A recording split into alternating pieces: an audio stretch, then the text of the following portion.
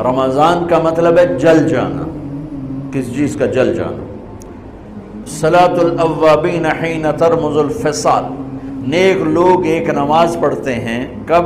جب اونٹ کے پاؤں جلنے لگیں، اونٹ کے پاؤں جب جلنے لگیں، اونٹ کے بچے کے پاؤں جب جلنے لگیں۔ تو رمضان میں جل جانا، اس کا روزے سے کیا تعلق ہے؟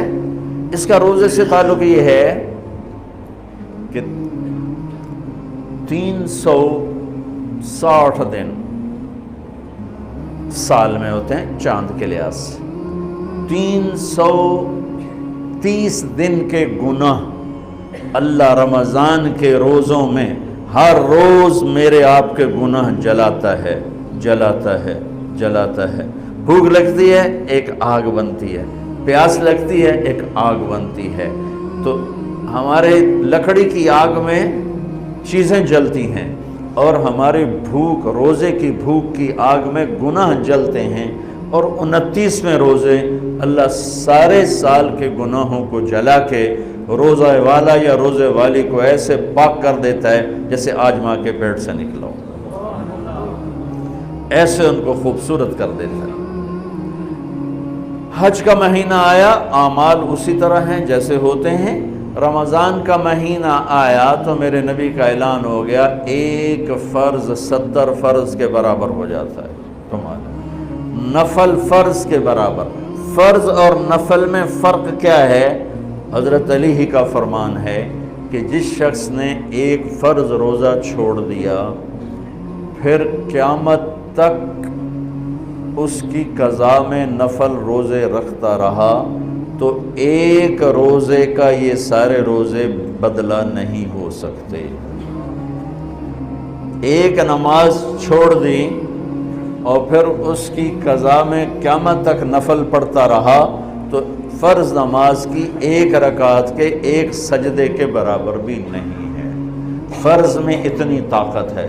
تو اللہ کی رحمت کیسے متوجہ ہوتی ہے کہ رمضان کے مہینے میں اللہ فرماتے ہیں میرے محبوب کی امت ہے، ایک فرض کو 70 کے برابر کر دو، اور پھر فرماتے ہیں نفل کو فرضوں کے برابر کر دو، اور پھر فرماتے ہیں جو رات کو تراویح پڑھے گا، دن میں روزہ رکھے گا، آخری رات اسے ایسے دھو کے پاک کر دوں گا کہ اس کے ذمے گناہ کا ایک ذرہ بھی باقی نہیں بچے گا، سب گناہ اللہ تعالیٰ اس کے معاف فرما دے گا۔ اور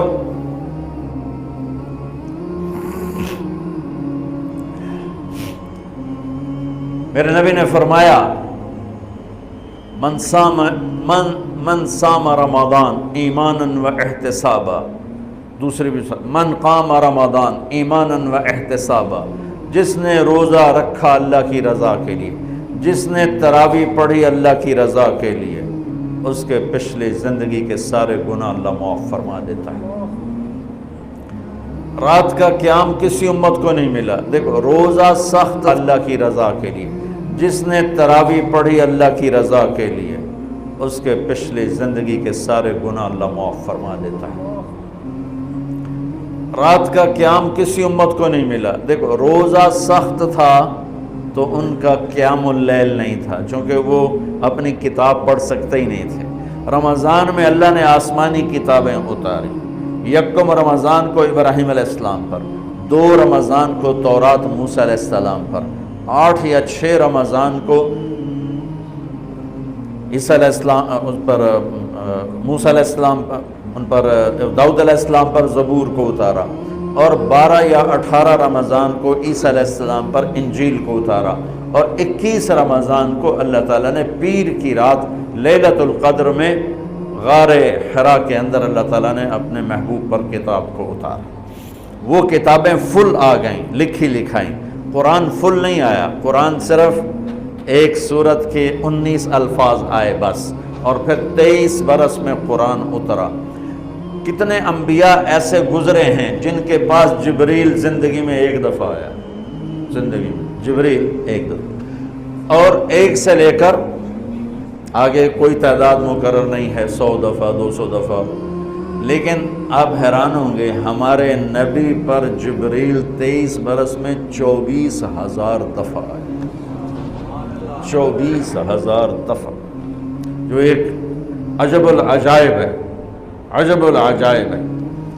تو میرے بھائیوں، رات کی تراویح، دن کا روزہ، تراویح میں کیا ملنے والا ہے؟ میرے نبی کا فرمان ہے، ہر سجدے پہ 1500 نیکی، ہر سجدے پہ 1500 نیکی۔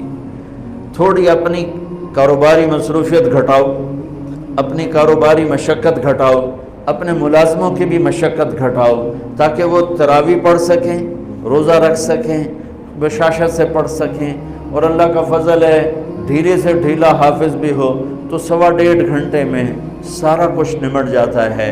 اتنی سی ہمت کرو میرے بھائیوں کہ افطاری میں تھوڑا کھاؤ۔ اگر تم پہلوانوں کی طرح شروع ہو گیا نا، پھر تو تم سے عشاء بھی نہیں پڑھی جائے گی، تراویح تم نے کیا پڑھنی۔ روزہ جسم کی فالتو چیزوں کو جلاتا ہے، روزہ ایک قوت پیدا کرتا ہے ایمانی شیطان کے خلاف۔ وہ کیسے پیدا کرتا ہے شیطان کے خلاف؟ اللہ تعالیٰ حلال کو بھی حرام کر دیتا ہے۔ جب بیوی کو بھی شہوت سے دیکھنا حرام ہو گیا اور یہ اس پہ قابو پا گیا تو اوروں کی عزت کو یہ حرام نظر سے کیوں دیکھے گی؟ جب یہ حلال کھانا چھوڑ گیا تو یہ جھوٹ کیوں بولے گا، یہ گالی کیوں دے گا، یہ غیبت کیوں کرے گا؟ جب یہ کان میں دوائی ڈالنا چھوڑ گیا کہ روزہ ٹوٹ جاتا ہے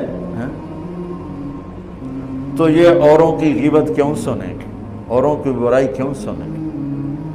جب یہ آنکھ میں دوائی نہیں ڈالتا ہے اور یہ اس پہ قابو پا گیا تو اوروں کی عزت کو یہ حرام نظر سے کیوں دیکھے گا؟ جب یہ حلال کھانا چھوڑ گیا تو یہ جھوٹ کیوں بولے گا، یہ گالی کیوں دے گا، یہ غیبت کیوں کرے گا؟ جب یہ کان میں دوائی ڈالنا چھوڑ گیا کہ روزہ ٹوٹ جاتا ہے تو یہ اوروں کی غیبت کیوں سنے گا، اوروں کی برائی کیوں سنے گا؟ جب یہ آنکھ میں دوائی نہیں ڈالتا ہے کہ وہ حلق میں جاتی، وہاں سے وہ پیٹ میں چلی جاتی ہے، روزہ ٹوٹ جاتا ہے، تو یہ ان آنکھوں سے غلط کیوں دیکھے گا؟ یہ غلط کیوں کسی کی عزت کے اوپر اپنی بددیانت نظر کو ڈالے گا؟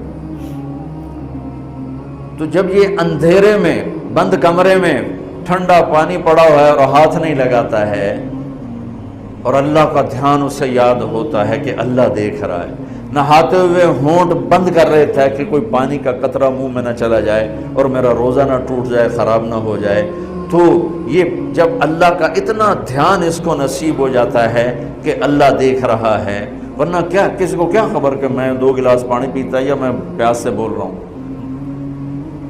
تو جب وہ اللہ کو اتنا اپنے دھیان میں لے آتا ہے کہ اللہ دیکھ رہا ہے، میں پانی نہیں پیوں گا، اللہ دیکھ رہا ہے، میں بیوی کو ہاتھ نہیں لگاؤں گا، اللہ دیکھ رہا ہے، میں کسی کی عزت پر بری نظر نہیں ڈالوں گا، اللہ دیکھ رہا ہے، میں کسی کی برائی نہیں سنوں گا، اللہ دیکھ رہا ہے، میں کسی کی برائی نہیں کروں گا، تو پھر جب یہ بازار میں جائے گا تو جھوٹ تو نہیں بولے گا، جب یہ تولے گا تو غلط تو نہیں تولے گا۔ ہاں یہ الگ بات ہے، بہت سے مجھے ملے کہ جب بس رمضان میں جھوٹ چھوڑ دیتے ہیں، اس کے بعد پھر شروع ہو جائے گا۔ رمضان میں رشوت نہیں لیتا ہوں، اس کے بعد پھر شروع ہو جاتا ہے۔ تو چلو شکر ہے 1 مہینہ تو مسلمان رہتے ہیں۔ اچھا اس کی وجہ کیا ہے کہ رشوت خور کا تجربہ رمضان میں نہیں، جی نہیں، رمضان میں جھوٹ نہیں بولنا، رمضان میں صحیح تولنا ہے، رمضان میں غلط نہیں تولنا ہے۔ کیوں؟ شیطان قید ہو جاتا ہے۔ رمضان میں نمازی کیوں بڑھ جاتے ہیں؟ شیطان قید ہو جاتا ہے۔ کسی امت کو یہ نہیں ملا کہ رمضان میں شیطان قید کیے جائیں، اس امت کو ملا رمضان میں شیطان قید ہو جاتے ہیں۔ کسی امت کو یہ نہیں ملا کہ رمضان میں جہنم کے دروازے بند ہو جائیں، اس امت کو ملا ہے رمضان میں جہنم کے دروازے بند ہو جاتے ہیں، جنت کے دروازے کھل جاتے ہیں۔ کسی امت کو یہ نہیں ملا کہ ان کے لیے ہر مخلوق دعا کرے، رمضان کے مہینے میں اس امت کو یہ ملا ہے کہ ان کے روزہ رکھنے والوں کے لیے چونٹیاں بھی دعا کرتی، پرندے بھی دعا کرتے ہیں، مچھلیاں بھی دعا کرتی ہیں، ہوائیں دعا کرتی ہیں، ہر شے دعا کرتی ہے روزہ رکھنے والے کی۔ اس امت کو ملا۔ کسی امت کو یہ نہیں ملا کہ آخری رات ان کی سب کی بخشش ہو جائے، اس امت کو ملا ہے کہ رمضان کی آخری رات سب کی بخشش ہو جاتی۔